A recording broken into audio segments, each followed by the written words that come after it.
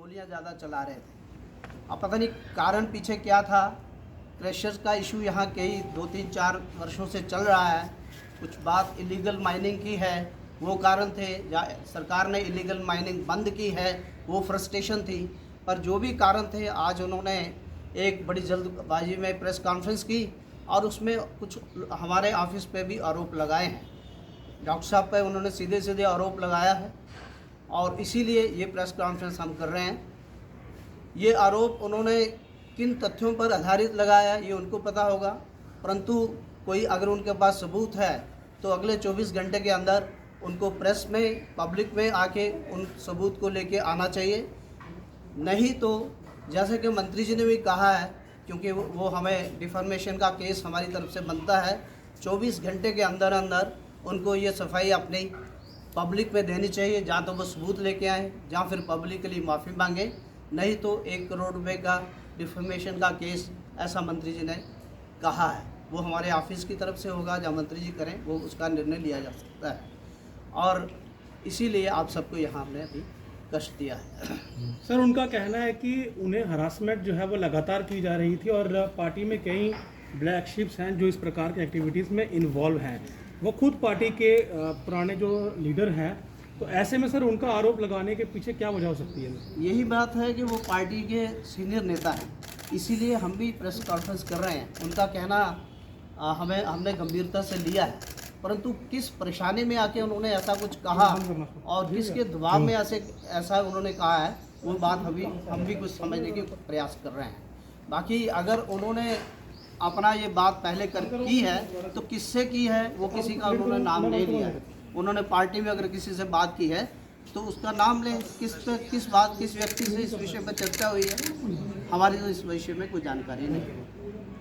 Sir, administration पर भी उन्होंने गंभीर आरोप लगाए और एक पूर्व एमएलसी हैं, वो भारतीय जनता पार्टी के नेता हैं। भारतीय जनता पार्टी दूसरों को जो नेशनलिज्म है वो भी सिखाती है और जिस तरह की भाषा उनके द्वारा इस्तेमाल की गई, इस पर क्या कहेंगे कि भारतीय जनता पार्टी के नेता बाकी नेताओं को तो ज्ञान देते हैं, लेकिन भारतीय जनता पार्टी के अपने नेता इस तरह की भाषा का इस्तेमाल करेंगे? देखिए, ये बड़ा कष्ट हुआ कि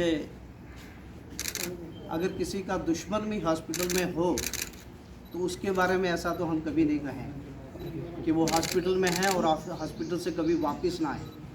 ऐसा मुझे बड़ा अफसोस हुआ। हालांकि मेरी व्यक्तिगत उनसे अच्छी जान पहचान है, विक्रम जी से हम इकट्ठे कई वर्षों से काम कर रहे हैं, पर मैंने कभी अपेक्षा नहीं की थी कि विक्रम रंधावा जी ऐसा स्टेटमेंट देंगे कि हॉस्पिटल में गए हुए वापस ना आए। ऐसे अपशब्द उनके मुँह से मुझे नहीं लग रहा अच्छे लगे। सर, उन्होंने ये भी कहा है कि डिवकॉम जम्मू उनका फ़ोन नहीं उठाते हैं, कहीं प्रेशर है पीएमओ का, इसलिए वो उनका कॉल नहीं उठाते हैं और जो परेशानी का सामना तमाम लोग कर रहे हैं वो सुनने के लिए यहाँ पर राजी नहीं है। अब ये तो डिवकॉम साहब ही बता सकते हैं कि उनको फ़ोन कितनी बार गया, क्यों नहीं उठाया। क्योंकि आज आप सब जानते हैं कि कोरोना सारी स्टेट क्या पूरा भारत जूझ रहा है इसमें, और ये जो एडमिनिस्ट्रेशन, डीसी, डिवकॉम सब लोग इन चीज़ों में इन्वॉल्व हैं। मैं उसकी तरफ से सफाई नहीं दे रहा, परंतु फिर भी ऐसा मैसेजेस बताया जो उन्होंने डिवकॉम साहब को मैसेज किए थे कि इस तरह इशू है। उन्होंने ये भी कहा कि मैं बड़ा ही एक सेंसिटिव इशू और मैं कहीं ना कहीं आत्मदाह करूँगा अपने परिवार के साथ ही मैसेज। और उन्होंने कहा जो उन पे वो लगाया गया 96 लाख जो और भी साथी हैं उनके, उस पर उनको बड़ा दुख हुआ है जो उन्होंने उस पर बताया हुआ है। देखिए, ये जो लीगल पेनल्टी उन पर लगी है उस विषय में ना तो मुझे पूरी जानकारी है कि किस आधार पे उन पर ये लीगल पेनल्टी लगी है। ये जानकारी तो वो विक्रम रंधावा जी दे सकते थे, वो प्रेस कॉन्फ्रेंस में ही दे सकते थे कि मुझे पेनल्टी जो इलीगल लगी है तो इस तरह से इलीगल है। ये सफाई तो वही दे सकते हैं। मैं इसकी लीगलिटीज़ के बारे में ज़्यादा जानता नहीं, परंतु उनको ही ये सफाई देनी चाहिए। तो आप ये मानते हैं कि इतने आरोप पीएमओ पर लगाने के बाद कुछ सबूत देने होंगे जनता को? नेचुरली किसी पे भी आरोप लगाए, आम आदमी पे भी अगर कोई आरोप लगाता है तो उसको सबूत तो लाना ही चाहिए। बिना किसी सबूत पे किसी पे भी आरोप ऐसा लगाना मेरे हिसाब से तो ठीक नहीं है। आप भी शायद इस बात से सहमत होंगे। सर, भारतीय जनता पार्टी की बात करें तो भारतीय जनता पार्टी क्या आपको लगता है कि कार्रवाई करेगी इसमें? भारतीय जनता पार्टी हमेशा, क्योंकि मैं भारतीय जनता पार्टी का सिपाही हूँ और इसलिए दावे के साथ कह सकता हूँ कि भारतीय जनता पार्टी हमेशा अनुशासन प्रिय पार्टी है।